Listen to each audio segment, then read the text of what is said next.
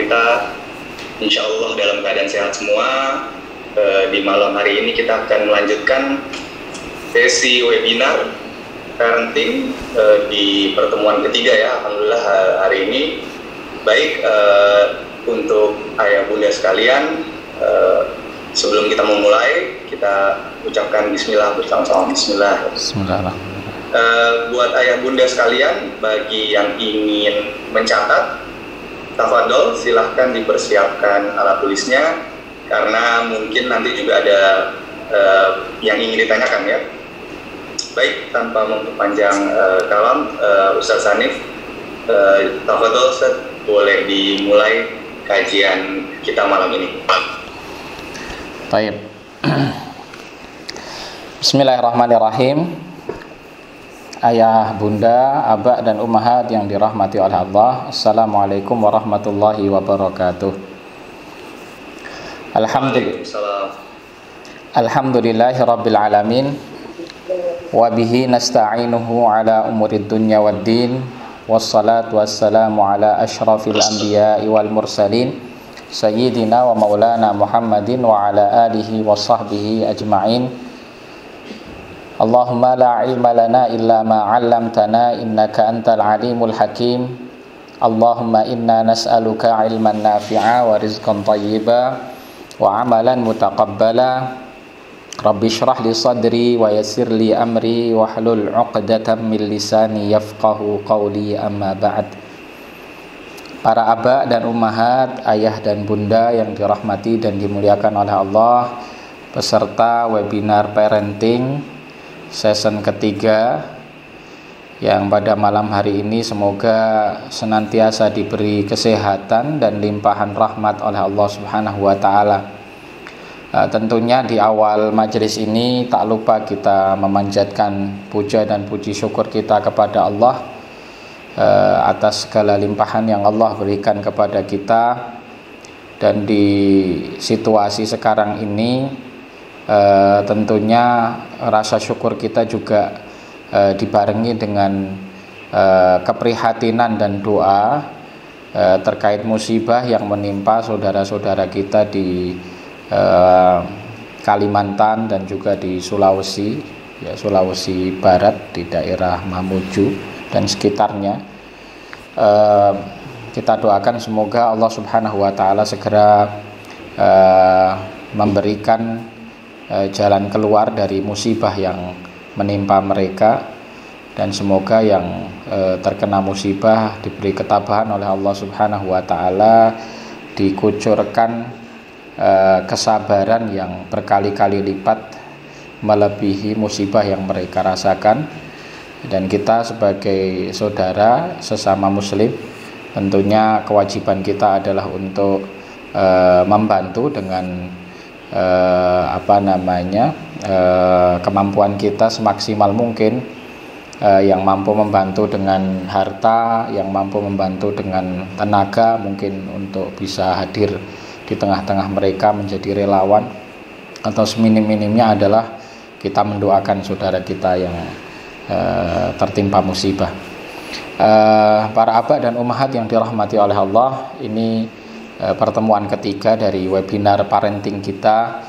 Dan di pertemuan yang sebelumnya di bulan lalu, pembahasan kita seputar peran qawamah, ya, seorang kepala rumah tangga, yaitu seorang bapak dan suami, ya, dalam sebuah keluarga. Ya, tentunya dia adalah tulang punggung, ya.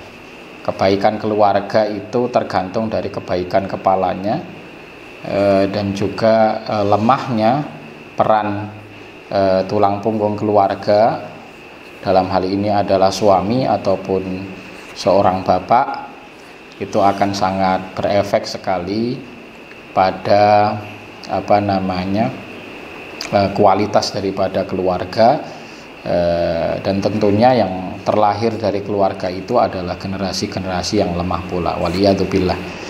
Keteladanan yang paling baik dalam hal ini dicontohkan oleh Nabiullah Ibrahim alaihissalam sebagai seorang suami dan juga seorang bapak, ya. Beliau telah sukses mendidik keluarganya, mendidik istrinya, mendidik anak-anaknya, sehingga kesuksesan itu nampak sekali ketika Allah Subhanahu wa taala memuji keluarga Ibrahim ya dalam firman-Nya di dalam surat Ali Imran, a'udzubillahi minasyaitonirrajim, innallaha astafa Adama wa Nuhan wa ala Ibrahim wa ala Imran 'alal alamin.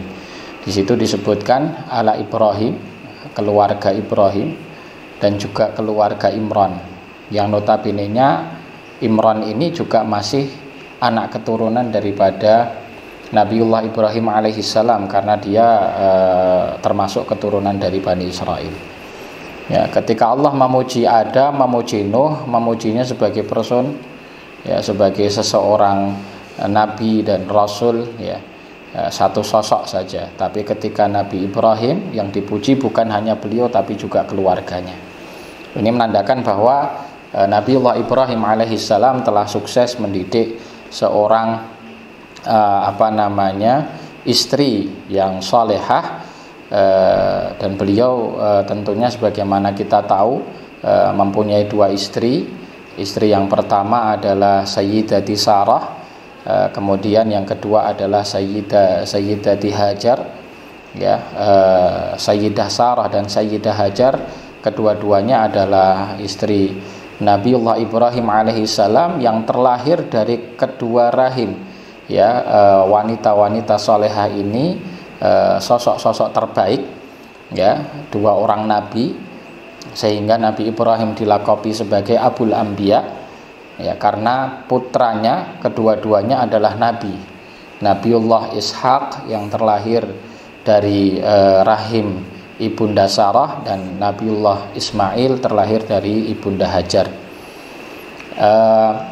Dalam Al-Quran Allah Subhanahu wa ta'ala mensifati Nabiullah Ishaq dengan ghulamun alim, ya, fabasyarnahu bi ghulamin alim, dan Allah Subhanahu wa ta'ala beri kabar gembira kepada Ibrahim dengan sesosok pemuda yang alim, yang berilmu, ya. Para ahli tafsir menafsiri ghulamun alim di sini adalah Nabiullah Ishaq. Kemudian ghulamun halim itu adalah Nabiullah Ismail. Nabiullah Ismail disifati oleh Allah Subhanahu wa taala dengan ghulamun halim, ya. Ghulamun halim yaitu Nabiullah Ismail alaihissalam karena memiliki kelembutan, ya, memiliki karakter yang lemah lembut dan baik, ya, sebagai seorang qudwah, sebagai seorang panutan, ya, yang kemudian darinya terlahir sosok manusia terbaik, penutup para nabi, yaitu baginda Nabi Muhammad SAW. Para aba dan ummahat, ayah dan bunda yang dirahmati oleh Allah, di pertemuan sebelumnya kami menjelaskan bagaimana peran qawamah seorang suami itu sangat berpengaruh di dalam kebaikan sebuah keluarga. Dan qawamah kemarin kami rincikan bahwa ketika seorang suami itu betul-betul menunjukkan karakter sebagai seorang lelaki, diantaranya adalah punya tanggung jawab, kemudian punya wibawa, berilmu, kemudian memiliki ketegasan, keberanian, dan sifat-sifat lain yang menjadi ciri khas dari seorang lelaki, ya. Ini menjadi satu modal utama untuk memegang qawamah. Kemudian yang kedua adalah dengan harta, ya, dengan harta, karena Allah Subhanahu wa taala berfirman, ar-rijalu qawwamuna 'alan nisa'i bima faddalallahu ba'dahum 'ala ba'd wa bima anfaqu min amwalihim. Jadi atas apa yang dinafkahkan oleh seorang suami itu kepada istrinya, ya. Dan sempat kita bahas kemarin bagaimana sistem pengelolaan keuangan dalam rumah tangga, bahwa sebetulnya pemegang kendali dan kebijakan itu adalah seorang suami. Nah, di pertemuan kali ini saya ingin melanjutkan, ya, efek daripada tarbiyah Ya, ketika seorang suami ini memegang qawwamah dalam rumah tangga, kemudian dia bisa berhasil dalam memerankan fungsi sebagai seorang suami, kepala rumah tangga, seorang bapak, maka athar kebaikannya ini yang pertama kali merasakan adalah tentunya istrinya, ya, karena seorang suami itu bebankan kepada dia tanggung jawab ya oleh Allah Subhanahu wa taala untuk mendidik istri, sebagaimana sabda Rasulullah SAW, istausu bin nisa'i khaira, ya, istausu bin nisa'i khaira, hendaklah kalian itu senantiasa memberi nasihat, wasiat, kebaikan kepada istri-istri kalian, kepada wanita, ya, karena wanita itu karakternya kalau dibiarkan dia tetap bengkok sebagaimana tulang rusuk, tetapi kalau disikapi terlalu keras, kasar, juga nanti akan patah ataupun pecah, sebagaimana disampaikan rifqan bil qawarir, hendaknya berlemah lembutlah dengan sosok yang disifati seperti kaca, yaitu perempuan. Kita ingin mengambil satu hikmah dari kisah Nabiullah Ibrahim alaihissalam, bagaimana qawwamah beliau itu sangat kuat sekali, ya, dan ini nampak ketika Nabiullah Ibrahim alaihissalam meninggalkan keluarganya, ya, dalam hal ini Sayyidah Hajar dan juga putra tercintanya Nabiullah Ismail di satu padang tandus, ya. Inni askantu min dzurriyyati biwadin ghairi dzi zar'in 'inda baitikal muharram, ya. Jadi Allah Subhanahu wa taala perintahkan kepada Nabi Ibrahim untuk meninggalkan keluarganya di satu lembah tandus yang tidak ada penghuninya, bahkan tidak ada tanaman dan tumbuhan di situ, tidak ada air. Ini askantu min dzurriyyati biwadin ghairi dzi zar'in, lembah tandus yang tidak ada tanamannya. Nah, ketika itu ketika Nabiullah Ibrahim membawa keluarganya kemudian membangunkan tenda di situ, kemudian mengatakan bahwasanya aku tinggalkan kalian di sini. Ya, setelah itu beliau berpamit untuk kembali ke Baitul Maqdis, dan ketika itu dikejar oleh istrinya Sayyidah Hajar, ya. Kemudian beliau bertanya, kenapa engkau meninggalkan kami wahai Ibrahim? Dan Nabi Ibrahim dengan sangat tegas, mantap, beliau melanjutkan langkahnya tanpa berpaling. Ya, ini bentuk tadi yang saya katakan, ini keteguhan seorang lelaki bagaimana ketika dia memegang qawwamah. Ya. Ditanya kedua kalinya, wahai Ibrahim, kenapa engkau meninggalkan kami? Jadi ketika Nabi Ibrahim meninggalkan itu bahkan tidak menyebutkan alasan. Ya, bayangkan kalau di zaman sekarang gitu, ya, di zaman sekarang ada seorang istri dengan anaknya gitu, tiba-tiba ditinggal di satu tempat, suaminya diem saja tanpa ngomong gitu, cuman bilang kalian kami tinggal di sini gitu, ditinggal di satu tempat. Mungkin terlalu ekstrim kalau saya katakan di lembah, nggak ada penghuninya, nggak ada tanaman, nggak ada apa-apa, cuman ada tenda, ya. Katakanlah di satu daerah yang istri dan anak ini nggak familiar, nggak ada kerabat di situ, kemudian ditinggalkan di satu rumah tanpa dikasih bekal, tanpa dikasih makanan mungkin, ya, dan masih mending sebetulnya ada rumah, ada tempat tinggal, ya.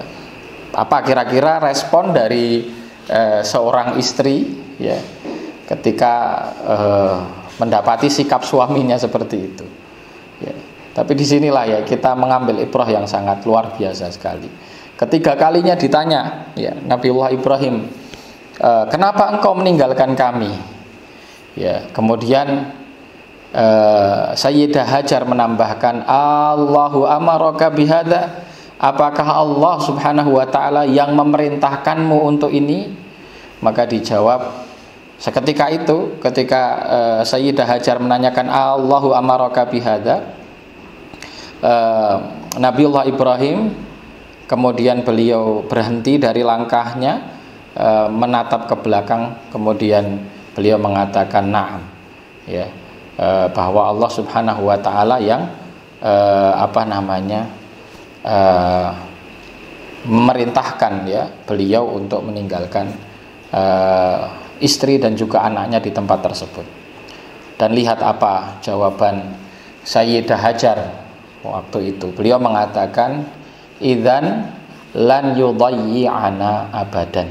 Ya, kalau demikian, ya, seandainya yang memerintahkan kamu itu adalah Allah untuk melakukan ini, maka sekali-kali Allah tidak akan melantarkan kami. Sekali-kali Allah tidak akan menelantarkan kami. Ini jawaban yang luar biasa. Ya, jadi para abah dan ummahat yang dirahmati oleh Allah, ya tentunya kualitas kita ini masih jauh sekali kalau dibanding dengan sosok panutan kita, qudwah kita Nabiullah Ibrahim alaihissalam, dalam hal bagaimana beliau itu mendidik seorang istri, yang kemudian pendidikan beliau itu berbuah ya berbuah baik ya, ketika istri-istri beliau adalah istri-istri yang solehah, istri-istri yang baik, istri-istri yang juga mendukung suaminya di dalam melaksanakan ibadah, mendukung suaminya di dalam menegakkan ketaatan kepada Allah Subhanahu wa taala tanpa ada protes. Ya, jadi cuman satu saja alasan yang kenapa yang menjadikan seorang ibunda Hajar itu tetap istiqomah dan menerima apa yang putuskan suaminya kepadanya, bahwa itu adalah perintah Allah Subhanahu wa taala. Ya, ini hal yang sangat luar biasa. Para abah dan ummahat, ayah dan bunda yang dirahmati oleh Allah, qawamah ini tentunya butuh untuk dibangun ya, dan diperbaiki sedikit demi sedikit, kemudian butuh dikuatkan ya, butuh untuk dikomunikasikan ya. Jangan sampai qawamah itu disalahfahami justru malah kepada kedzaliman ya. Karena kadang ada salah pemahaman bahwa ketika kepemimpinan itu dipegang oleh seorang suami ya, dan betul-betul dia itu adalah pemegang keputusan di dalam rumah tangga, banyak yang salah memahami, kemudian justru malah mengarah kepada arogansi, kemudian juga kezaliman. Ya, ini tentunya adalah salah kaprah dalam memahami permasalahan qawamah. Jadi qawamah itu bukan berarti kemudian menjadikan seorang suami itu kasar, kaku, galak ya, atau kemudian sewenang-wenang gitu. Tapi bagaimana qawamah ini justru menjadikan seorang suami itu semakin bijaksana, semakin dia itu bertasarruf atau bersikap dengan ilmu dan hikmah ya. Ya, dengan ilmu dan hikmah, sehingga setiap keputusan, setiap arahan-arahan yang disampaikan oleh suami ini bisa ditaati oleh seluruh anggota keluarga, baik dalam hal ini adalah istri dan juga anak-anak dengan baik. Ya, dan mereka juga mentaati itu bukan atas dasar paksaan, tetapi betul-betul atas dasar kesadaran yang dilandasi semangat untuk beribadah kepada Allah Subhanahu wa taala, sebagaimana yang dilakukan oleh ibunda kita, Ibunda Hajar ya, ketika berhadapan dengan suaminya Nabiullah Ibrahim alaihissalam di kisah yang tadi kami sampaikan. Para abah dan ummahat yang dirahmati oleh Allah, nah, dalam membangun keluarga yang baik, keluarga yang berlandaskan keimanan dan ketakwaan kepada Allah Subhanahu wa taala, dan peran yang paling pokok sudah kami sampaikan, bermula dari seorang pemimpinnya, yaitu seorang suami. Maka sekarang di pertemuan kali ini kita akan membahas bagaimana peran istri ya, peran istri di dalam membangun keluarga yang baik, keluarga yang soleh ya, keluarga yang dilandasi atas keimanan dan ketaatan kepada Allah Subhanahu wa taala.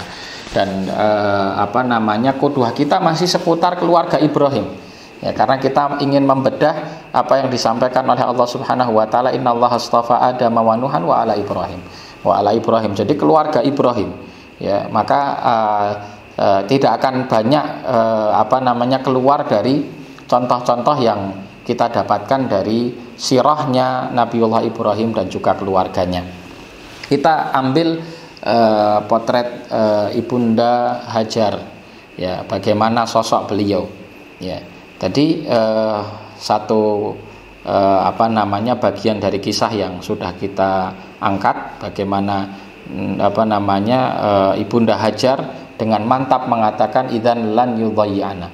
Ini berarti menandakan apa? Seorang Hajar ini adalah sosok ibu yang betul-betul punya keyakinan yang kuat, keimanan yang kuat kepada Allah Subhanahu wa taala, termasuk keimanan kepada rububiyah Allah Subhanahu wa taala, keimanan akannya jaminan dari Allah Subhanahu wa taala. Ya, keimanan yang kuat dalam hal ini akan membuahkan satu sikap, diantaranya adalah tawakal, ya, bahwa menggantungkan segala sesuatu itu hanya kepada Allah Subhanahu wa taala. Di masa kita sekarang ini banyak keluarga yang ditakut-takuti oleh syaitan, diantaranya adalah khawatir jatuh miskin, ya, dan ini memang Allah Subhanahu wa taala jelaskan di dalam Al-Qur'an, diantaranya firman-Nya di surat Al-Baqarah, asyaitanu ya'idukumul faqra wa ya'murukum bil fahsya wallahu ya'idukum maghfiratan minhu wa fadla wa ma yadzakkaru illa ulul albab. Jadi setan ini kebiasaannya memang menakut-nakuti orang itu dengan kefakiran, ya, dan juga memerintahkan mereka untuk berbuat keji, berbuat perbuatan yang menyimpang. Nah, disinilah bagaimana seorang ibu itu bisa menjadi seorang istri, itu bisa menjadi seorang istri yang solehah. Yang pertama kali adalah ketika dia betul-betul bisa merasa aman dan dia tidak khawatir dengan hal-hal yang terkait dengan urusan duniawi. Ya, ini kita ambil dari apa yang disampaikan oleh Ibunda Hajar alaihissalam, ya, ketika mengatakan idzan lan yudhayyana. Dia yakin sekali bahwa Allah Subhanahu wa taala akan mencukupi rizkinya meskipun suaminya tidak meninggalkan apapun. Ya, selama yang dijalani oleh suaminya dan yang dijalani oleh dirinya sendiri serta anaknya itu adalah sebuah ketaatan kepada Allah Subhanahu wa taala. Ya.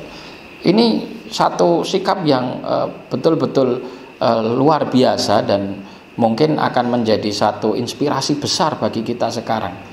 Di mana ketika kita sekarang ini hidup di satu zaman, banyak dari orang-orang itu mengeluhkan, ya, dengan nominal-nominal yang sebetulnya Allah Subhanahu wa taala sudah mencukupkan dengannya.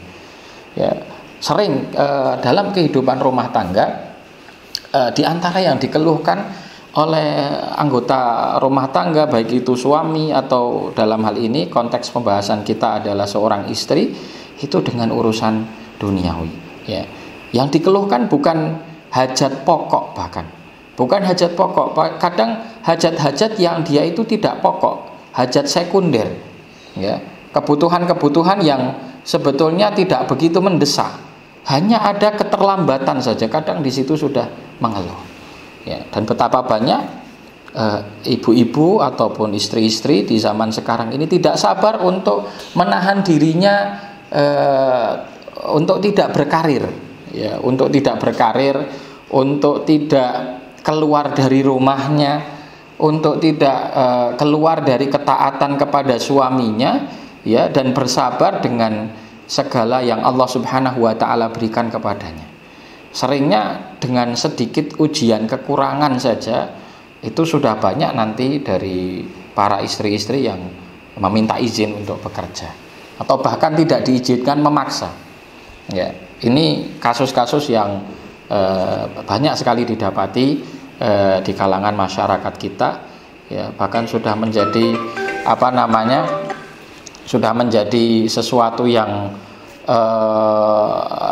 lazim, ya, bahwa ketika ada suami yang mungkin dianggap kurang ataupun belum mampu memberikan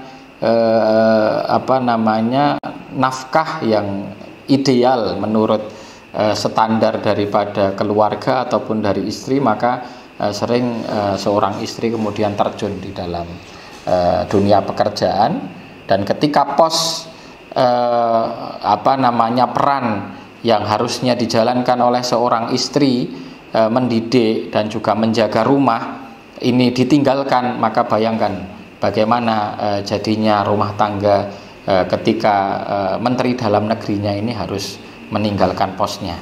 Nah, itu yang terjadi, itu yang menjadi PR besar kaum muslimin di masa sekarang ini, ya, ketika banyak para murabbiyat, para pendidik yang dikatakan bahwa seorang ibu, seorang istri itu adalah madrasatul ula. Mereka adalah pendidik yang paling utama karena mereka mendidik dari rumah mereka masing-masing, mendidik anak dari sejak anak itu lahir atau bahkan sebelum anak itu lahir, ya, dari dalam kandungan sudah mulai dididik, tapi ternyata justru dia meninggalkan posnya. Inilah kerusakan yang sekarang bisa kita lihat dan bisa kita rasakan bersama-sama. Para abah dan ummahat yang dirahmati oleh Allah. Kemudian kita mengambil poin yang lain, ya, bagaimana seorang istri itu dikatakan sebagai istri yang solehah, ya. Melanjutkan ayat tentang masalah qawamah, Allah Subhanahu wa taala berfirman, fassolihatu qanitatun hafidhatul lil ghaibi bima hafizallah. Fassolihatu qanitatun hafidhatul lil ghaibi bima hafizallah. Ya, jadi istri-istri yang solehah, firman Allah Subhanahu wa taala, istri-istri yang solehah itu adalah mereka yang qanitat, mereka yang berada di atas ketaatan kepada Allah Subhanahu wa taala. Ya, berada di atas ketaatan kepada Allah Subhanahu wa taala. Dalam satu hadis Rasulullah SAW bersabda, idza sholatil mar'atu khamsaha, seandainya seorang perempuan itu sholat 5 waktu, wa shamat syahraha, kemudian dia berpuasa di bulan Ramadan 30 hari penuh, ya, tentunya yang punya uzur nantinya diqadha. Kemudian wa hafizat farjaha, menjaga kehormatannya, artinya tidak berbuat zina atau perbuatan-perbuatan fahisyah yang mengarah kepadanya. Kemudian yang terakhir adalah wa ata'at zaujaha, kemudian dia taat kepada suaminya. Qila laha, dikatakan kepadanya, udkhulil jannata min ayyabwabin syi'ti, masuklah ke surga dari pintu manapun yang kamu kehendaki, ya. Jadi dalam hal ini sebetulnya seorang wanita itu ketika dia menegakkan ketaatan kepada Allah Subhanahu wa taala, yang dalam hal ini ketaatan kepada Allah itu adalah memberikan hak-hak Allah berupa ibadah-ibadah yang wajib. Kemudian yang kedua adalah menjaga larangan-larangan Allah agar dia tidak terjerumus kepadanya. Yang paling besar di situ misalkan yaitu adalah perbuatan zina, karena perbuatan zina ini adalah satu hal yang menjadi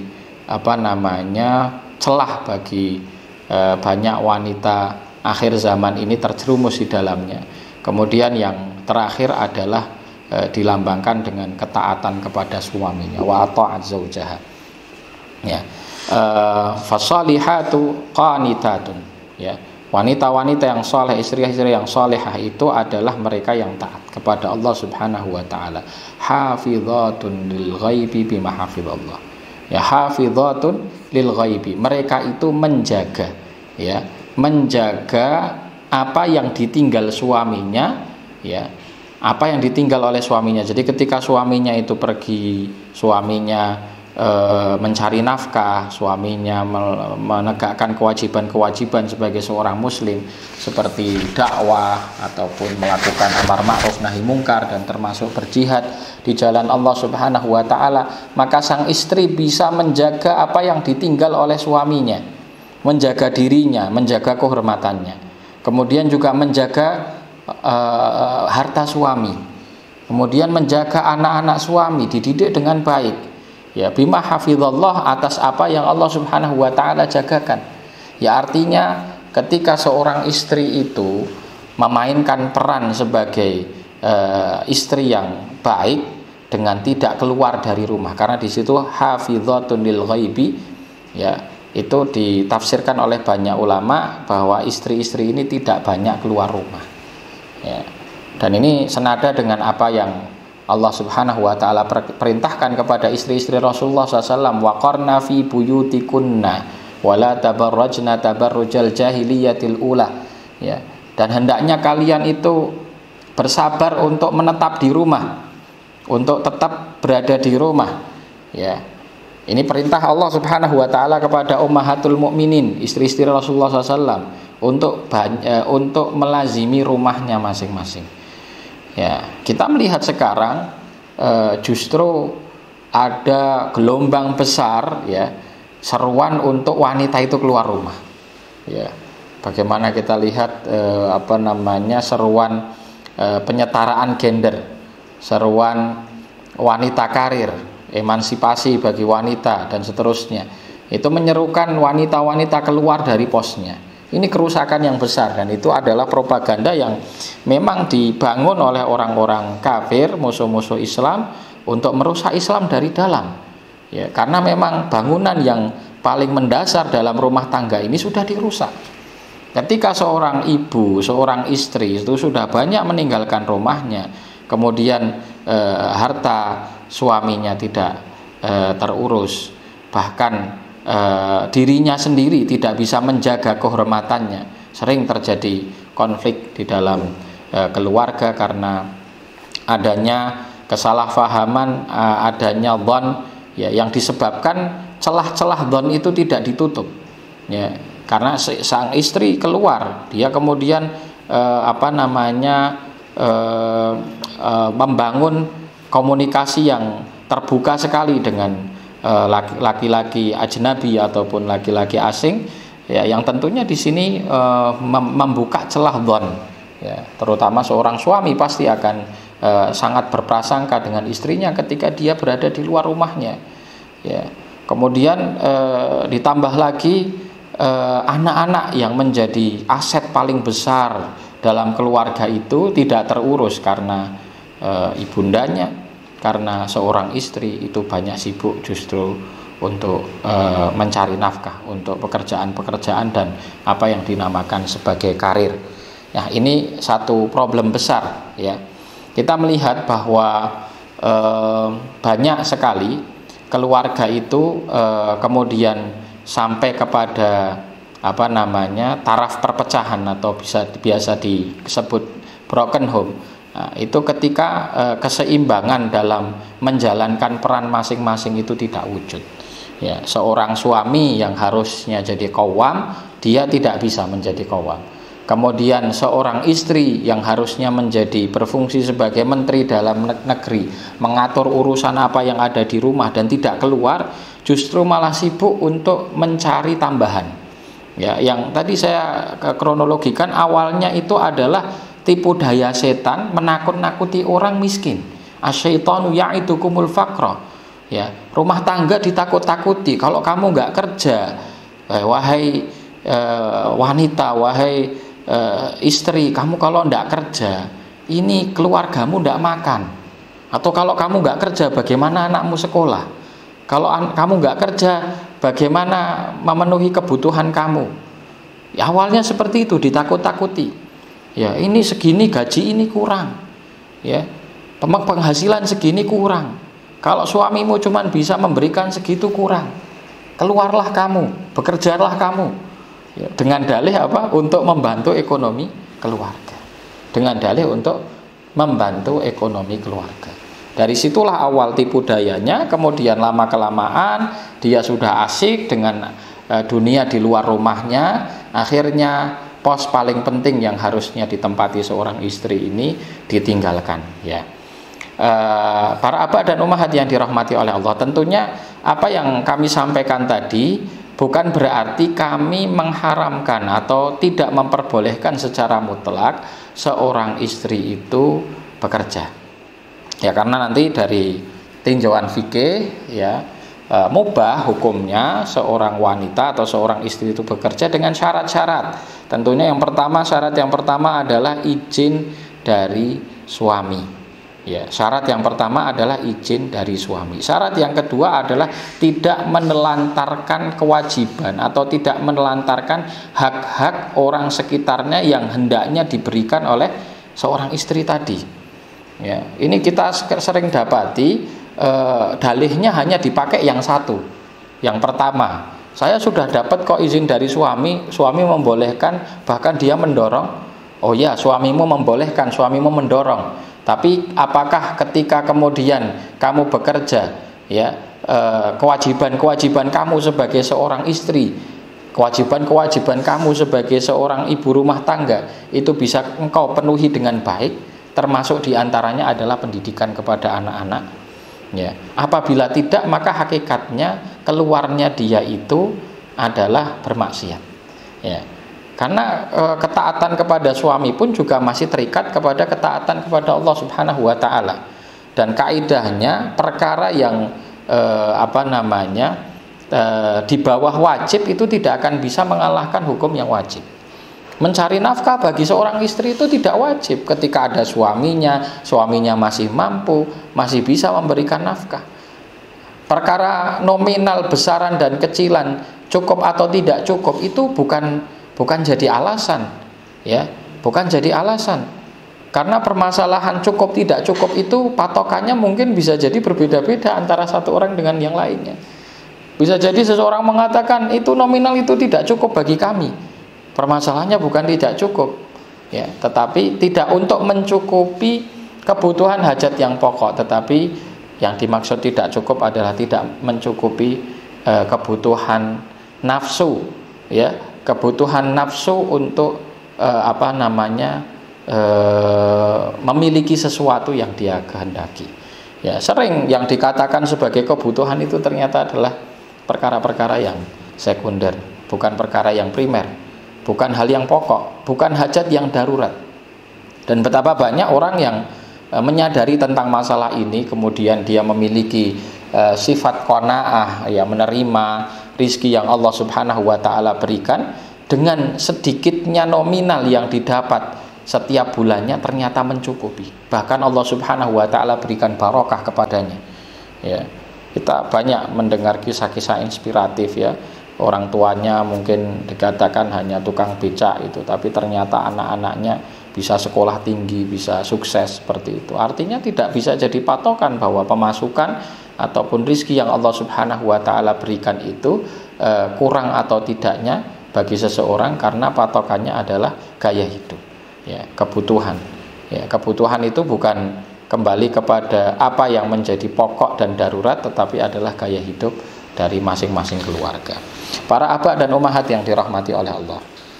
Ya, jadi ketika kita berbicara sosok wanita soleha, ya, sebetulnya tidak lepas dari dua hal yang tadi sudah kita sampaikan. Yang pertama adalah ketaatan kepada Allah Subhanahu wa ta'ala dengan ibadah. Yang kedua adalah ketaatan kepada suami, ya, di dalam hal-hal yang ma'ruf. Ya, dan ini juga bisa kita ambil satu ibrah dari kisah Nabiullah Ismail alaihi salam. Nabiullah Ibrahim mengunjunginya, kemudian bertanya tentang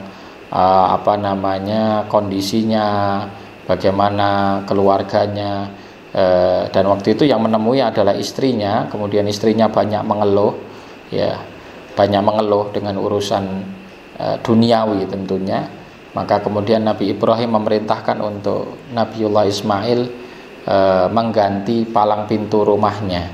Ya, ini semisal dan senada dengan apa yang disampaikan oleh Rasulullah SAW ketika mengatakan, beliau bersabda bahwa wanita itu innakunna aktsara ahlin nar, kama qala Rasulullah SAW, sesungguhnya kalian itu adalah kebanyakan dari kalian itu menjadi penduduk neraka. Ya. Kemudian ketika ditanya alasannya, kenapa wahai Rasulullah SAW, innakunna tukthirnal la'na wa takfurnal ashir, sesungguhnya kalian itu wahai para wanita itu terlalu banyak melaknat, ya, wa takfurnal ashir, dan juga kalian itu kufur, tidak mensyukuri nikmat dari seorang suami atas apa yang diberikan dari nafkah dan seterusnya. Nah, ini khulasah, jadi kesimpulan ya bagi para istri ya, ketika Anda ingin membangun rumah tangga yang baik, rumah tangga yang kuat, maka perhatikanlah dua hal. Hati-hati dengan urusan dunia ya, karena urusan dunia ini melenakan. Urusan dunia inilah yang menjadi penyebab wanita itu banyak melaknat ya. Urusan dunia ini yang paling banyak menyebabkan wanita itu lupa nikmat dari seorang suami, lupa qanaah dan seterusnya. Dan urusan dunia juga yang mengarahkan wanita itu untuk tidak taat kepada suaminya ya. Maka dalam kita berkeluarga dan berumah tangga perlu untuk memposisikan diri di pos masing-masing. Seorang suami sebagai pemimpin bagaimana menjalankan peran sebagai seorang pemimpin, seorang istri sebagai menteri dalam negeri, pembantu suami di dalam menegakkan kebaikan di rumah tangga tersebut, hendaknya juga memainkan perannya. Maka insya Allah apabila masing-masing itu bisa menjalankan perannya di tempat yang tepat dengan cara yang tepat, insya Allah akan menghasilkan satu buah yang baik, yaitu keluarga yang baik, keluarga yang terbangun di atas ketaatan dan keimanan, dan insya Allah juga akan melahirkan generasi-generasi terbaik dari rumah tangga tersebut. Para abah dan umahat yang dirahmati oleh Allah, mungkin ini yang bisa kami sampaikan di webinar kesempatan kali ini ya, seri ketiga melanjutkan yang kedua kemarin. Yang kedua banyak membahas tentang suami, maka di kesempatan kali ini kita banyak membahas tentang peran seorang istri ya. Semoga bermanfaat dan semoga kita semua diberi kemampuan untuk meneladani sosok-sosok terbaik ya, sosok-sosok yang menjadi inspirasi kita seperti keluarga Nabiullah Ibrahim alaihissalam ya. Barakallahu fikum. Ustadz, ada yang mau bertanya ini Ustadz ya, nih. Monggo. Izin bertanya Ustadz, tadi syarat istri bekerja boleh dirincikan lagi. Tafadhol Ustadz. Ya, tayyib. Bismillah, para abah dan umahat yang dirahmati oleh Allah. Jadi tadi kami sampaikan bahwa pada dasarnya istri itu boleh bekerja dengan beberapa syarat. Syarat yang pertama adalah dengan izin suami ya.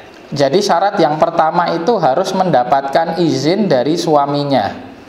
Itu syarat yang pertama ya, harus mendapatkan izin dari suaminya. Kemudian setelah dia mendapatkan izin dari suaminya, masih terikat dengan syarat yang kedua, yaitu tidak menelantarkan kewajiban dia, kewajiban pokok dia sebagai seorang istri dan juga seorang ibu.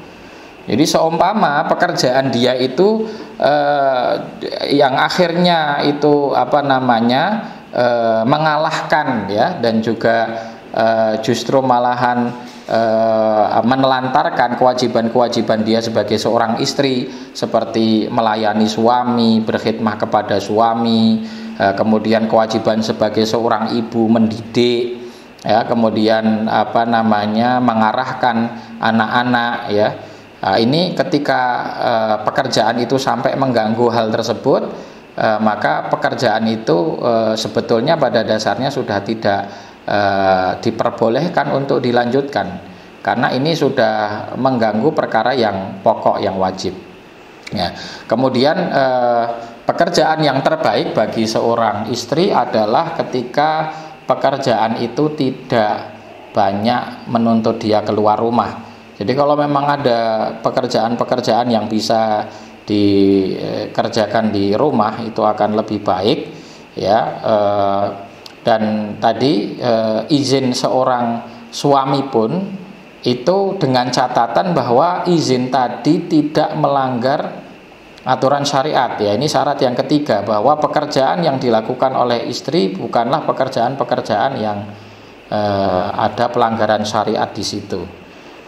Satu contoh saya tanggapi tentang fenomena wanita yang kerja di luar negeri, wanita yang kerja di luar negeri ya, jauh dari suaminya. Jadi malah kebalikannya, suaminya yang ada di rumah ya, istrinya yang kerja di luar negeri. Ini banyak terjadi juga kasus-kasus seperti ini di keluarga kaum muslimin. Ini juga jadi problem ketika ditanya, loh kamu kerja jauh seperti ini, ya saya sudah diizinkan sama suami, ya menganggap bahwa dengan izin itu sudah beres ya. Padahal izin itu juga nantinya terikat dengan apakah pekerjaan yang diizinkan itu menabrak aturan syariat atau tidak. Dan tentunya kesepakatan dari a'immah madhab bahwa seorang wanita itu tidak boleh bersafar ya jauh sampai sekian jarak tertentu itu tanpa disertai dengan mahram ya, tanpa disertai dengan orang yang bisa menjaganya ya. Ketika dalam urusan haji saja syarat rifqah ya, syarat pengantar ataupun yang membersamai dari yang semahram itu menjadi syarat istita'ah ya bagi jumhur ulama.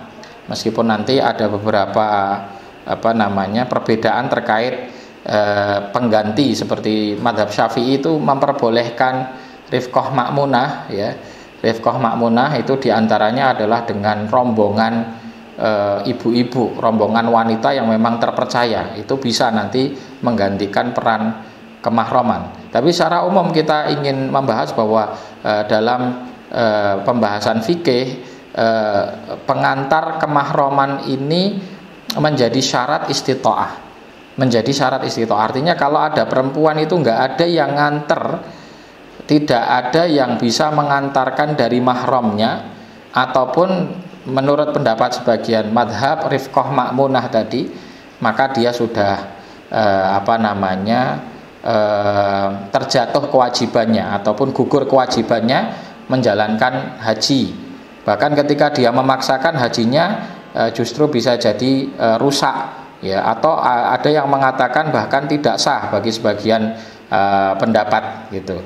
Nah, ini padahal haji, dan haji itu waktunya tidak lama sekali gitu. Nah, kalau konteks sekarang paling 40 hari ya. Kita sekarang haji biasanya lama waktunya 40 hari. Nah, bagaimana dengan bekerja di luar negeri yang itu sampai bertahun-tahun? Maka banyak sekali fitnah terjadi gara-gara masalah itu ya. Kasus-kasus orang bekerja di luar negeri pulang bawa anak ya, padahal suaminya di rumah. Nah, ini kerusakan ini berawal dari kesalahpahaman di dalam memahami hal-hal yang terkait dengan hukum syariat. Wallahu ta'ala alam. Ini ada direct message ya, tolong disamarkan namanya dia udah sama ya. Ini adalah istri nanti sambil baca ya. Ini istri saya sangat dominan terutama terkait ekonomi, karena pekerjaan saya memang terkadang bergaji cukup, namun banyak juga kurangnya, sehingga istri memutuskan untuk tetap bekerja. Bagaimana ini cara memberikan jawaban penjelasan seperti ke istri dokter? Ya memang untuk menjelaskan serta-merta itu memang mungkin melihat kondisional daripada istri ya. Tentunya satu wanita dengan yang lain punya karakter yang berbeda-beda, punya latar belakang ilmu yang berbeda-beda, punya kemampuan untuk memahami satu permasalahan juga berbeda-beda. Nah, ini saya tentunya tidak bisa memberikan solusi secara khusus, tapi solusi secara umum, tarbiyah kepada istri itu harus dibangun dari hal yang paling mendasar, dan itu harus dilakukan oleh seorang suami. Nah, yang pertama adalah membangun visi keluarga dulu, ya, menyepakati visi keluarga. Sebetulnya keluarga ini mau kita bawa kemana sih? Kita mau ngapain dengan berumah tangga ini? Itu yang harus dijelaskan dari sejak awal. Kalau kita hanya sekedar untuk mencari kebahagiaan saja gitu, bisa jadi standar kebahagiaan itu berbeda-beda, ya. Maka ada keluarga ya yang kemudian pecah sampai firaq, istilahnya sampai bercerai, karena salah satu pasangannya mengatakan saya tidak mendapatkan kebahagiaan di sini gitu. Itu alasan ya. Akhirnya gara-gara alasan itu pisah gitu, karena tujuannya cuma cari kebahagiaan. Padahal baru 2 bulan, 3 bulan, 4 bulan itu sering terjadi seperti itu. Nah, maka harus dibangun dulu visi ini, kita mau ngapain sebetulnya dalam berumah tangga. Kalau kita ini dalam berumah tangga untuk ibadah, dan ibadah itu tentunya adalah tujuan paling besarnya untuk mencari ridha Allah Subhanahu wa taala dengan cara menjalankan perintahnya dan menjauhi larangannya. Dan sudah sepakat kepada visi itu, maka dibangun kepada pembangunan tarbiyah yang lain, ya, mendidik istri kepada keimanan, kepada tauhid, ya, mendidik istri untuk yakin kepada rizki Allah Subhanahu wa taala, yakin dengan asma Allah Ar-Razzaq, yakin bahwa apapun yang Allah Subhanahu wa taala berikan itu tidak lepas dari satu hikmah, dan ya insya Allah itu akan mencukupi, seperti itu. Suatu saat ada satu kisah inspiratif. Rasulullah SAW mendapati putrinya Sayyidah Fatimah radhiyallahu taala anha itu dalam kondisi kepayahan, ya, sehingga beliau meminta pembantu, ya. Dan memang diketahui di masa awal-awal berumah tangga, ketika Sayyidina Ali itu berumah tangga dengan Fatimah, itu beliau termasuk diuji dengan kurangnya harta, atau mungkin istilahnya dengan kondisi yang kekurangan, ya. Ya, kadang beberapa waktu beliau bekerja, ya, hasilnya sedikit, kemudian apa yang bisa dimakan di rumah juga sangat sederhana sekali, sehingga banyak pekerjaan itu dikerjakan sendiri oleh Fatimah. Dalam hal ini bukan pekerjaan cari duit, tapi pekerjaan rumah tangga, ya, seperti bikin makanan, dan mereka itu kan bikin roti itu kan berat ngadon, ya. Dan ini adat di Jazirah Arab secara umum, makan itu 3 kali berarti masaknya 3 kali, setiap makan masak seperti itu. Dan itu sangat cukup berat sebetulnya. Nah, ketika kepayahan itu minta pembantu, Rasulullah SAW justru memberikan solusi dengan sesuatu yang lain. Apakah mau aku berikan sesuatu yang itu lebih berharga daripada pembantu? Maka diajarkan kepada Fatimah putrinya untuk dia itu bertasbih 33 kali, kemudian bertahmid 33 kali, dan bertakbir 33 kali. Dzikir ini dikatakan oleh Rasulullah lebih berharga daripada seorang pembantu. Tapi karena sosok Fatimah putri Rasulullah SAW, wanita terbaik, ya, dia langsung menerima hal itu dan tidak kecewa dengan apapun. Ya, ini pembangunan di atas keyakinan, keimanan kepada Allah Subhanahu wa taala harus dibangun dulu, baru setelahnya sedikit demi sedikit dijelaskan tentang permasalahan hukum. Kalau masalah keimanannya belum beres, dijelaskan masalah hukum, maka selalu akan ada sikap menolak dari hukum tersebut, ya, karena dia tidak siap dengan konsekuensi dari hukum itu, ya. Konsekuensinya ketika dia mentaati hukum tersebut berarti dia akan kehilangan pekerjaannya. Kalau dia tidak bekerja berarti dia tidak pegang duit. Kalau tidak pegang duit, hanya mengandalkan gaji dari suaminya, maka dia merasa kekurangan dan seterusnya. Ya, perbaiki dulu hal yang terkait dengan urusan keimanan. Wallahu taala alam. Saat ini adakah batasan pekerjaan yang dilakukan oleh seorang wanita? Mungkin kurang lebihnya kira-kira ada nggak sih prioritas pekerjaan-pekerjaan apa yang diperbolehkan gitu? Ya. Terkait pekerjaan yang sesuai untuk dijalani seorang wanita, Jadi pada dasarnya dia kerja di rumah atau di luar rumah tetap harus izin. Itu yang perlu digarisbawahi dulu ya. Jangan yang izin tuh kalau yang di luar rumah, kalau di rumah enggak perlu izin. Enggak, tetap izin. Semua pekerjaan harus dikomunikasikan dan dimintai izinnya dulu kepada seorang suami.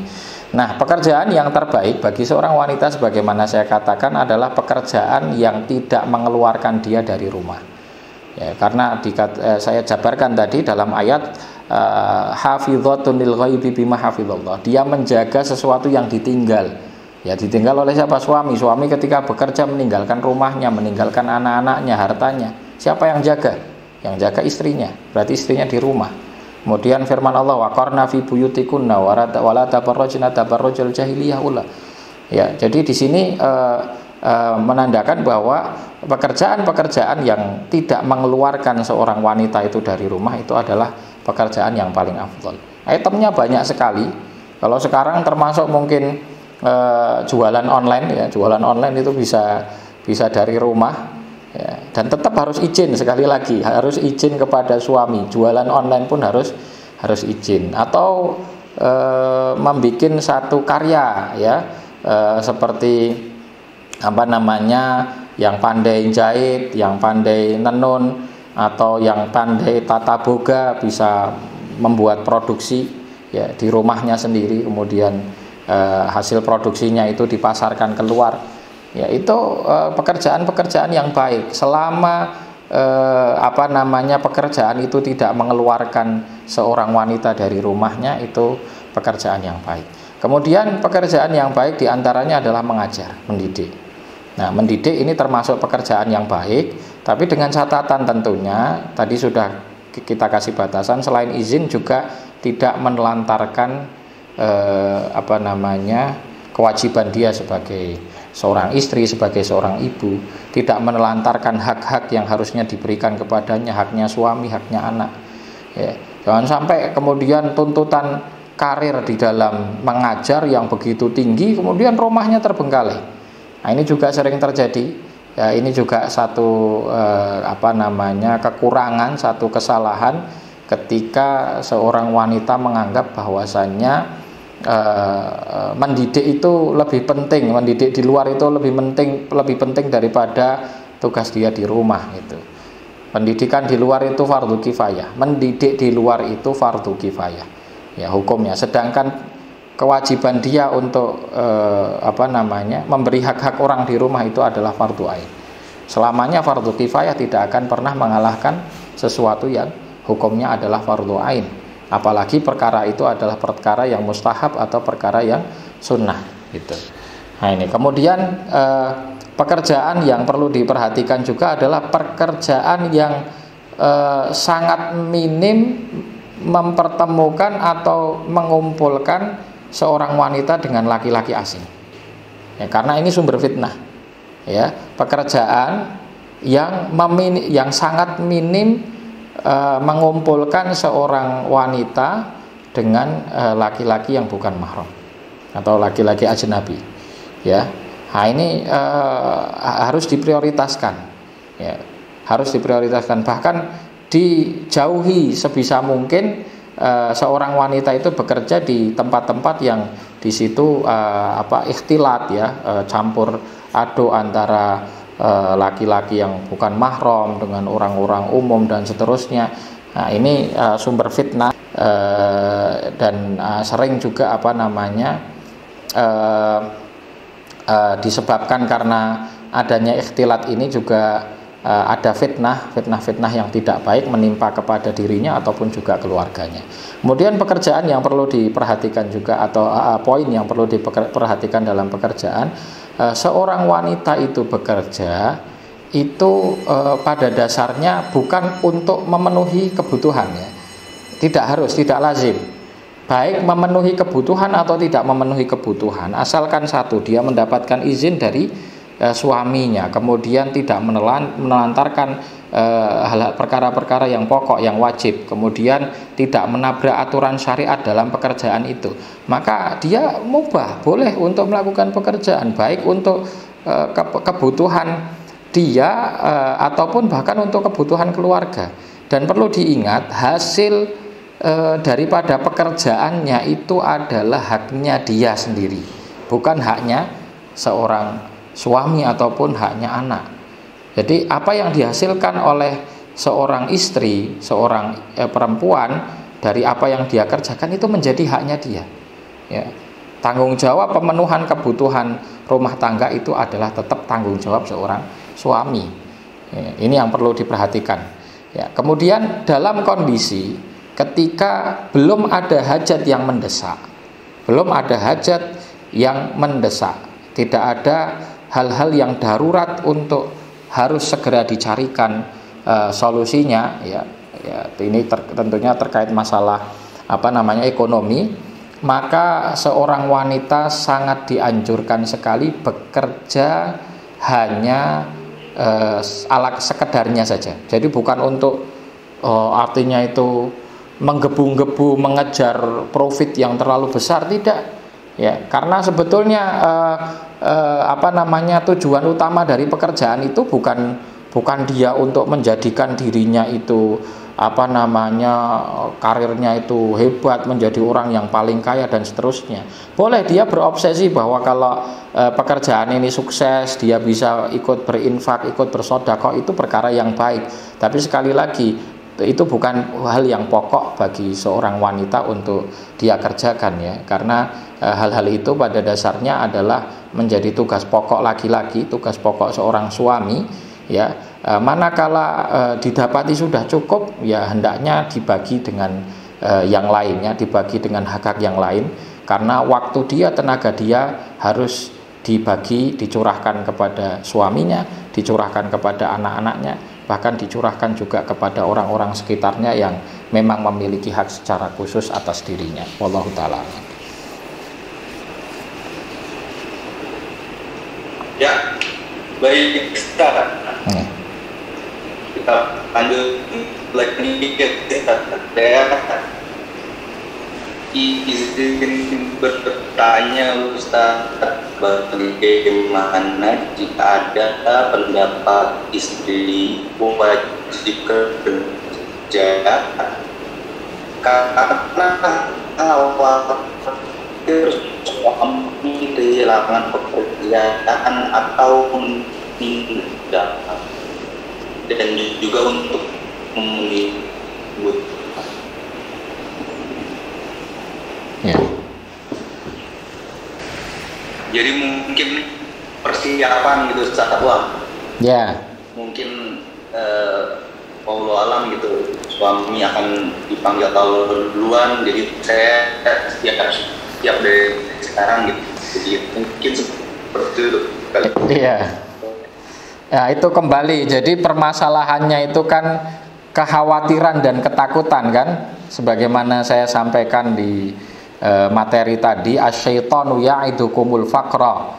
Yaitu yang menakut-nakuti seperti itu setan. Kalau kita itu yakin dengan Allah Subhanahu wa taala, Allah itu Ar-Razzaq, memiliki sifat Ar-Razzaq. Kemudian Allah memiliki nama Ar-Razzaq. Kemudian Allah juga memiliki nama Al-Kafi. Ya. Al-Kafi, yang maha mencukupi, Ar-Razzaq, yang maha memberi rizki, ya, wa huwallazi aghna wa aqna, dan dialah Allah Subhanahu wa taala yang menjadikan orang kaya, memberikan kekayaan kepada orang dan memberikan kecukupan. Ya, artinya apa? Kalau orang itu yakin Allah Subhanahu wa taala sudah memastikan rezekinya, tidak bakal dia punya asumsi-asumsi yang seperti itu. Ya, wajib dari mana? Mewajibkan istri untuk bekerja, wajibnya dari mana? Kalau mengatakan wajib itu harus ada dalil nas dari Al-Quran ataupun As-Sunnah, dan tidak ada yang mewajibkan itu. Kewajiban pekerjaan itu adalah kepada seorang suami. Kewajiban pekerjaan itu kepada seorang suami. Jadi jangan dipikir panjang terkait besok bagaimana, ya. Itu yang menjadikan orang khawatir. Kekhawatiran itu yang menjadikan dia semakin tipis imannya kepada Allah Subhanahu wa ta'ala. Kalau orang yakin kepada Allah Subhanahu wa ta'ala, tidak akan khawatir apa yang akan menimpanya besok, ya. Ini kemudian yang kedua yang perlu saya tanggapi dari masalah ini, bahwa maslahat madarat yang digambarkan tadi itu istilahnya madarrah mauhumah itu masih samar-samar, masih prasangka. Satu madarat yang masih diprasangkakan. Ya kalau suami yang mati dulu lah, kalau istri yang mati dulu. Kan banyak kasus istrinya yang mati dulu, bukan suaminya. Ya, jadi itu masih mauhumah, masih samar-samar, masih belum pasti, belum yakin. Sedangkan madarat ketika seorang istri itu meninggalkan posnya sebagai seorang pendidik, sebagai seorang istri karena sibuk bekerja, itu madaratnya muhaqqaqah, madaratnya itu pasti. Ya, maka dalam kaidah fikih, ya, dalam permasalahan madarat ataupun maslahat, ya, maslahat atau madarat yang mauhumah itu tidak akan pernah bisa mengalahkan maslahat ataupun madarat yang muhaqqaqah. Jadi permasalahan yang sudah pasti itu tidak akan bisa dikalahkan dengan permasalahan yang masih samar-samar. Ini berawal dari satu kaidah pendasarannya, yaitu al-yakin la yazulu bisyak. Sesuatu yang pasti, yang yakin itu tidak akan hilang atau dikalahkan dengan adanya keraguan. Jadi hal yang masih samar-samar, masih ragu-ragu. Ya, nanti kalau gini, nanti kalau itu kan masih ragu-ragu. Ya. Kalau suami mati duluan persiapan, jangan khawatir, Allah Subhanahu wa taala sudah menjamin rizki seseorang. Ya, apakah rizki berarti ketika kita itu meyakini kalau seumpamanya suami mati maka rizki akan terputus kalau kita tidak bekerja? Ya, kita sudah suudzon kepada Allah Subhanahu wa taala. Kita sudah suudzon kepada Allah Subhanahu wa taala, sudah berprasangka buruk. Ya, dan sungguh kita sudah telah mendolimi Allah Subhanahu wa taala dengan keyakinan tersebut. Ya, kenapa demikian? Ya, karena yang memberi rizki kita itu bukan suami. Ada suami atau tidak ada suami, rizki akan tetap sampai kepada kita. Itu yang harus diyakini. Ya, wahai para ibunda, wahai para ummahat, ya, ada suami atau tidak ada suami, Allah tetap akan memberikan rizki. Ya, kalau nanti la qadarullah atau qadarullah pasti ya, akan terjadi. Kalau kita katakan la qadarullah, kita berharap itu tidak terjadi. Padahal itu terjadi. Ya, suami itu mati, suami itu meninggal duluan. Ya, maka Allah yang akan mengatur jalan rizki seseorang sehingga rizki itu akan sampai kepadanya. Ya. Baru nanti dalam posisi seperti itu tentunya hukum bekerja bagi seorang ibu sudah berbeda lagi, karena sudah tidak ada suaminya, maka syarat untuk izin kepada suami sudah hilang. Karena dia sekarang tidak punya suami, dia single parent, dia harus menghidupi anak-anaknya, tapi dua syarat yang lain tetap harus dijalankan. Dua syarat yang lain. Yang pertama adalah tidak menelantarkan kewajiban dia sebagai seorang ibu. Dan yang ketiga atau syarat yang kedua, yang pertama tadi, kemudian yang kedua adalah bekerja dengan pekerjaan-pekerjaan yang tidak berbenturan. Oke, barakallahu fikum wa iyyakum. Ini adalah Ustaz. Direct message. Saya rangkum menjadi cukup panjang. Kondisi perekonomian tidak memenuhi yang primer, sehingga istri meminta izin bekerja.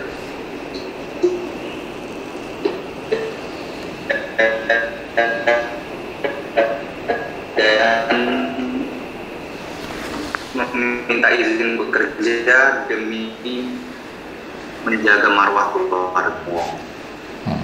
Suami sangat mendukung istrinya, artinya memberikan izin ya Ustaz ya. Ya. Namun keadaannya ketika bekerja lelah saat istri ini. Sementara suami ini langsung meminta untuk mengurus anak-anaknya. Nah, kalau menurut sang istri ini sudah lelah dan harus nurut sama suami, bagaimana ya cara menghadapinya, Ustaz? Ya. Sama-sama. Yang kedua, saat ini banyak istri yang bekerja berdagang online. Bagaimana saat usaha seperti itu? Karena akhirnya istri jadi sibuk dengan sosmed. Sedikit tambahan Ustaz ini di 2018 di 2019 itu angka perceraian banyak tinggi akibat media sosial menurut beberapa penelitian, Ustaz. Ya, mungkin benar. itu menarik tuh, Ustaz, dari dua pembahasan tersebut. Masya Allah. Taib. Ya, yang pertama tadi kebutuhan primer tidak tercukupi sehingga izin bekerja, tapi setelah diizinkan mendukung ada kendala lain ya, kendala lain pulang ke rumah kondisi capek tertegakkan. Seorang suami ketika dia mengizinkan istri, hendaknya dia mempertimbangkan ya izin dia itu kepada beberapa hal yang tadi kita sampaikan. Yang pertama adalah tentang masalah pekerjaan itu sendiri. Apakah pekerjaan itu baik atau tidak? Apakah pekerjaan ini sesuai dengan syariat atau tidak? Di situ seberapa jauh potensi fitnahnya, ya, seberapa jauh pekerjaan ini nanti berpotensi menjerumuskan si istri kepada hal-hal yang tidak baik. Itu. Kemudian yang kedua, jadi artinya bukan yang penting kerja, ya nggak apa-apa saya dukung, tapi saya ngizinkan kerja, tapi kerja apa dulu? Nah, itu juga penting untuk ditanyakan.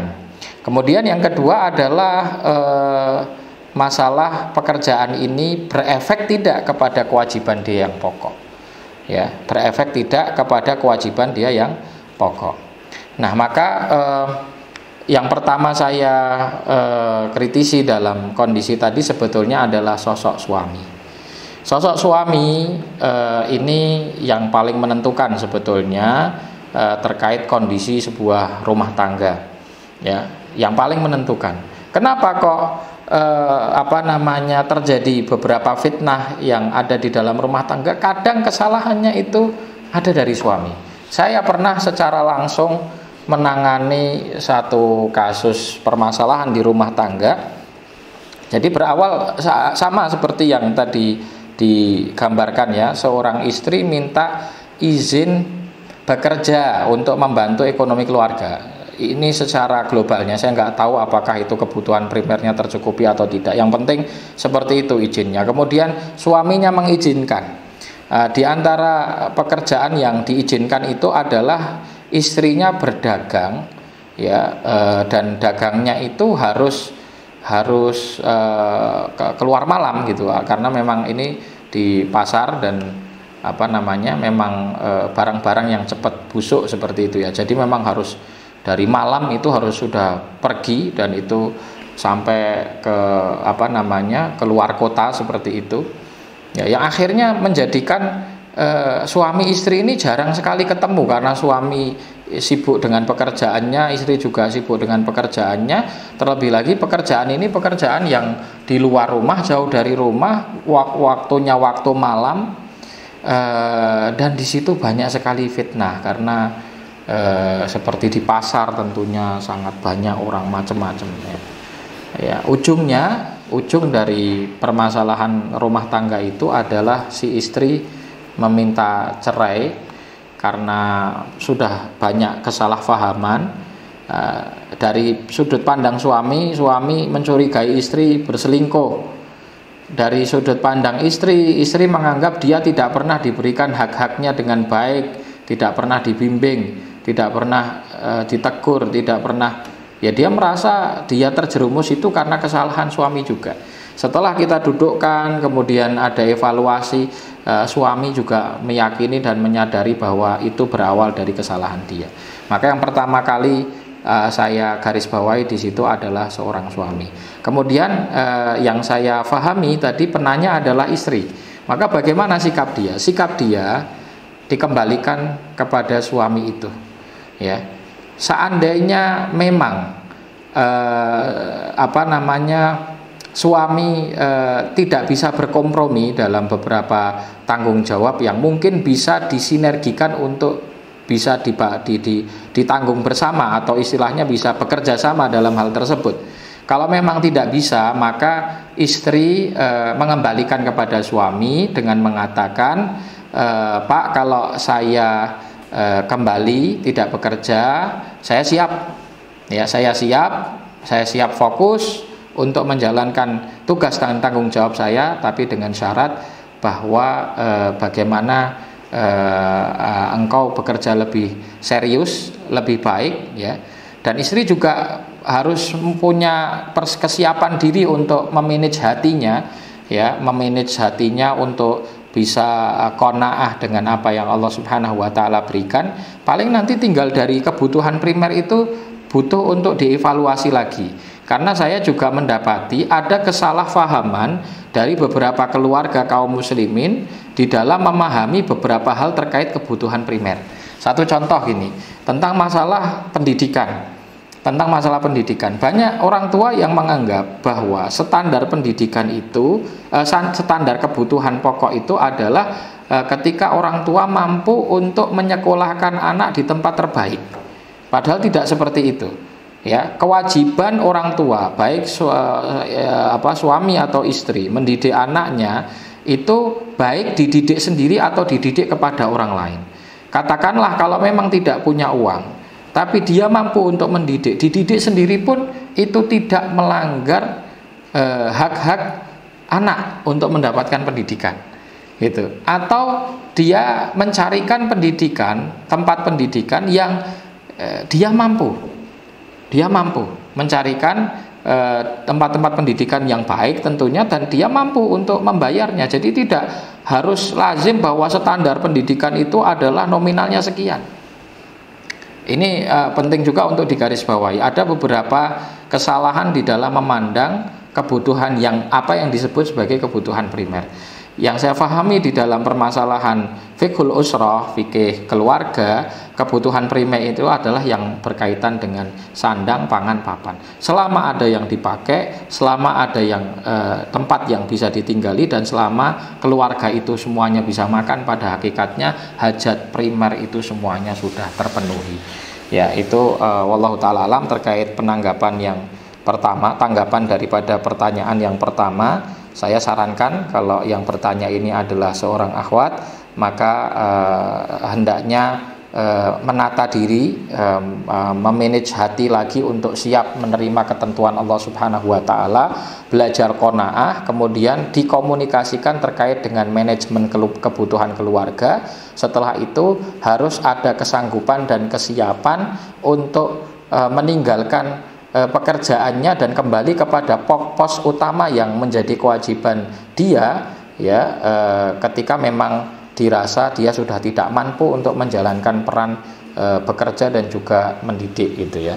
Nah, seandainya ternyata suami tetap memaksakan juga untuk bekerja, nah ini sudah urusan yang lain, ya. Urusan ini berarti kesalahan dari seorang suami yang nanti buntut permasalahan yang seperti ini adalah suami yang tidak bertanggung jawab, yang tidak bisa menunaikan kewajibannya sebagai seorang suami, atau suami yang justru mengarahkan kepada kezaliman.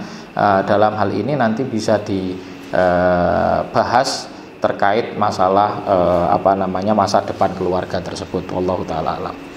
Kemudian tadi menanggapi apa yang disampaikan oleh Ustadz Rifki, tingginya kasus perceraian di era sekarang, saya pikir memang sudah beberapa tahun lalu, ya, tapi mungkin 2018 ke sini itu tambah meningkat, dan penyebab utamanya diantaranya adalah sosmed, ya, ataupun ya sosmed, ya, HP, ya. Karena ini menyangkut juga pertanyaan kedua tentang masalah online, ya, jualan online. Nah, jualan online ini pada dasarnya kalau tadi saya sampaikan mubah, ya, mubah selama tetap menegakkan adab-adab di dalam bertransaksi, bermuamalah, ya. Ketika mungkin muamalahnya dengan lawan jenis juga ada batasan-batasannya. Hajatnya jualan ya, jualan dengan lawan jenis bertatap muka saja boleh, artinya bertemu langsung ya, kemudian ada transaksi jual beli antara laki-laki perempuan itu saja boleh, apalagi melalui sosial media harusnya lebih boleh lagi, tapi adabnya tetap ada. Adabnya tetap ada, jaga ucapan, jaga sikap, tidak gampang untuk melempar emotion gitu ya, karena itu biasanya sering juga difahami dengan hal yang lain dan sering menimbulkan fitnah itu. Kemudian waktu, nah ini saya memang sering kejadian bahwa kalau sudah sibuk asik dengan jualan online maka juga lupa waktu meskipun di rumahnya sendiri. Nah, ini tetap sama kaidahnya, di rumah atau di luar rumah ketika mengganggu kewajiban dia sebagai seorang istri, sebagai seorang ibu, maka pekerjaan itu jadi pekerjaan yang tidak baik dan harus dikembalikan sebagaimana semestinya. Ya, harus dibatasi ya, kapan dia berjualan online, kapan tidak. Ada waktu-waktu yang dia buka HP, ada waktu-waktu yang dia fokus kepada anak ya, fokus kepada urusan rumah dan seterusnya. Terkait masalah sosmed ini memang satu balak ya. HP ini satu balak besar bagi, atau satu ujian besar, musibah besar bagi kita kaum muslimin ya, meskipun di sisi lain sosmed atau HP juga membawa sisi kemaslahatan, diantaranya kita mengadakan webinar ini ya.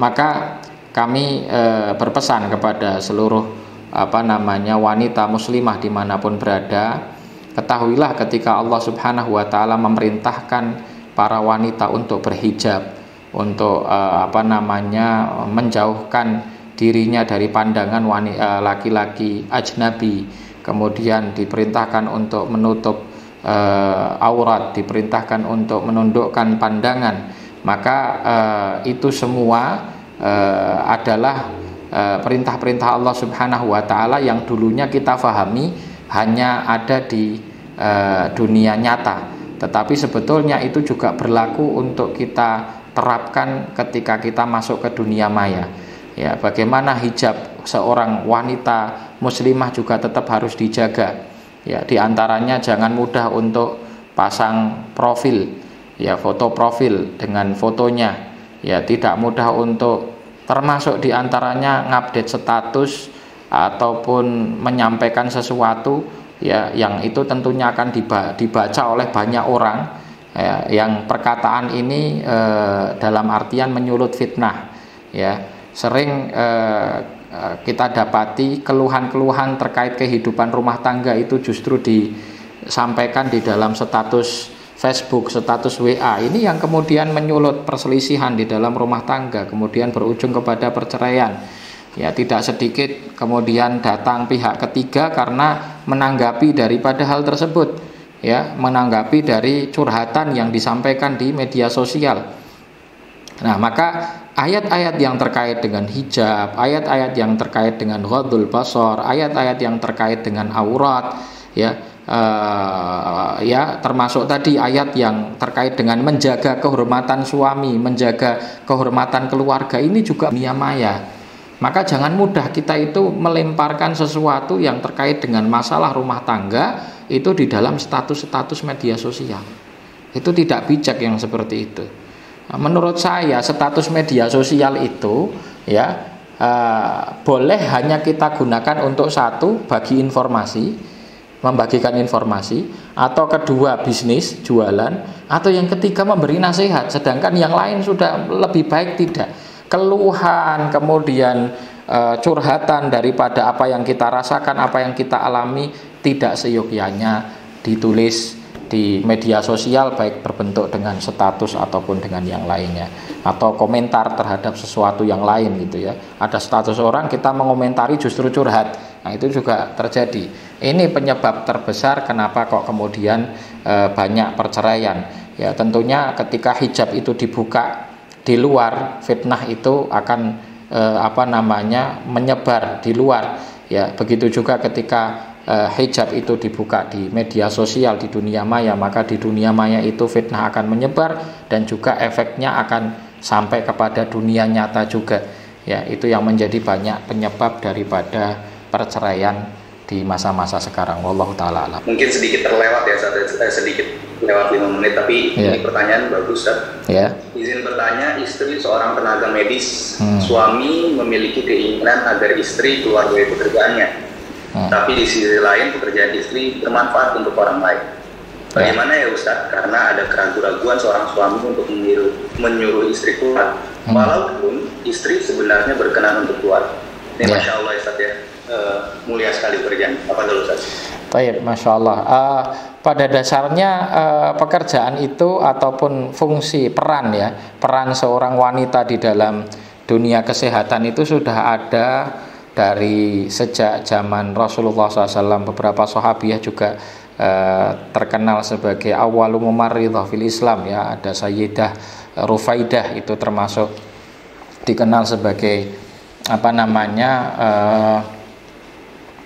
perawat pertama yang ada di dalam Islam, di mana di dalam beberapa peperangan kadang beliau juga terlibat. Jadi beliau hadir di belakang ya, backfront atau di belakang itu untuk mengobati pasukan kaum muslimin yang terluka. Itu sudah ada dari sejak zaman dahulu. Tapi tentunya di sini penting untuk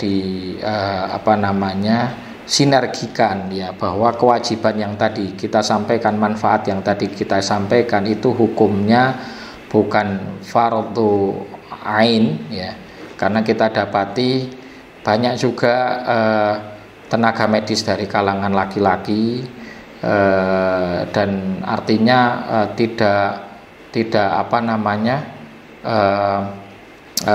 tidak bisa juga dikatakan bahwa hadirnya tenaga medis perempuan itu menjadi hal yang sangat darurat, itu juga tidak gitu. Maka saya sampaikan kaidahnya bahwa yang fardhu ain itu tidak akan pernah dikalahkan dengan sesuatu yang fardhu kifayah. Fardhu ain itu kaitannya langsung kepada a'yan, kepada person-person. Fardun itu artinya wajib, ain itu kepada person. Sedangkan fardhu kifayah itu, fardhu artinya wajib, kifayah itu adalah kecukupan kepada sekelompok orang. Artinya apabila sudah ditegakkan sebagian, yang lain sudah jatuh tanggung jawab. Maka tetap dikembalikan kepada kondisi keluarga, apakah ketika menjalankan peran sebagai seorang tenaga medis itu menelantarkan kewajiban-kewajiban dia sebagai seorang istri dan juga sebagai seorang ibu. Apabila bisa disinkronkan, bisa ditata, contohnya tetap memberi manfaat tetapi dibatasi waktunya, dibatasi tempatnya, dibatasi tata caranya, ya itu akan lebih baik ya. Artinya kita tidak memutus secara total, juga bukan berarti melebur secara total yang justru menelantarkan kewajiban-kewajiban yang lain gitu ya. Maka dari itu perlu dibangun di atas kaidah fikih yang benar, di atas pembangunan permasalahan hukum fikih yang benar ya, yang fardhu ain tidak akan pernah dikalahkan dengan yang fardhu kifayah. Yang ain itu dikedepankan ya, dijalankan terlebih dahulu. Kalau yang ain sudah dijalankan kok masih ada space, ada celah, ada sesuatu yang luang, maka dipersilahkan untuk menegakkan kewajiban sebagai seorang muslim di dalam perkara-perkara yang bermanfaat bagi umatnya. Wallahu ta'ala.